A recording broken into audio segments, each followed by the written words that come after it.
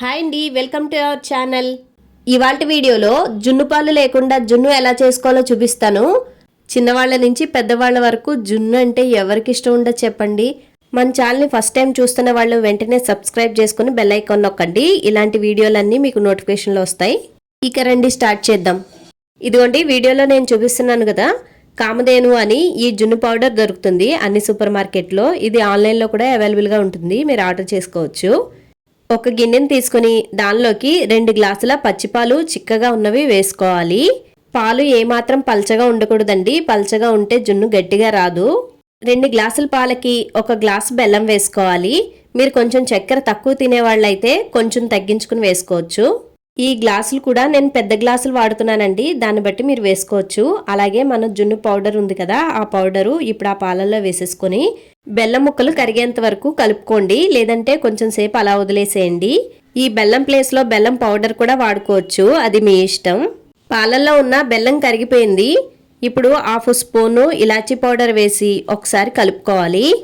బెల్లంలో చెత్త గడ్డి పరకలు ఉంటాయి కదండి, దానికోసమని ఒక స్ట్రైనర్ తీసుకొని ఈ పాలని వడకట్టేసుకోవాలి.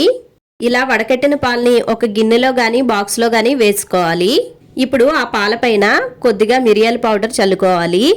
ఈ జున్నులో మిరియాల పౌడరే స్పెషల్ అండి, అది ఎంత ఎక్కువ వేసుకుంటే అంత టేస్టీగా ఉంటుంది.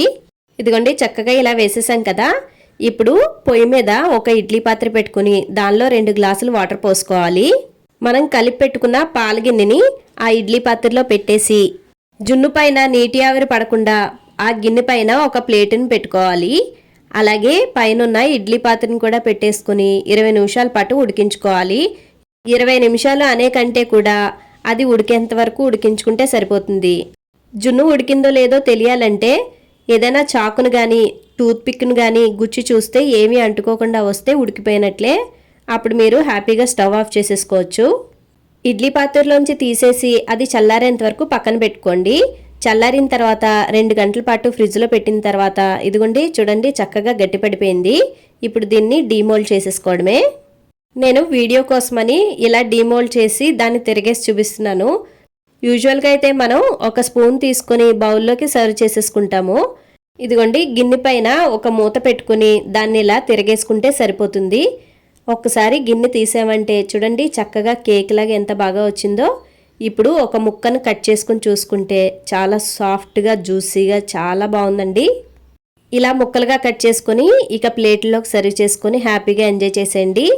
ఫైనల్గా జున్ను పాలు లేకుండా జున్ను అయితే రెడీ చేసేసుకున్నాం. ఈ వీడియో కనుక నచ్చినట్లయితే లైక్ చేయడం అసలు మర్చిపోవద్దు. ఇలాంటి సింపుల్ అండ్ ఈజియెస్ట్ వీడియోస్ కోసం మన ఛానల్ని సబ్స్క్రైబ్ చేసుకోవడం అసలు మర్చిపోవద్దు. పక్కనున్న బెల్ ఐకాన్ నొక్కండి. Thanks for watching. టాటా.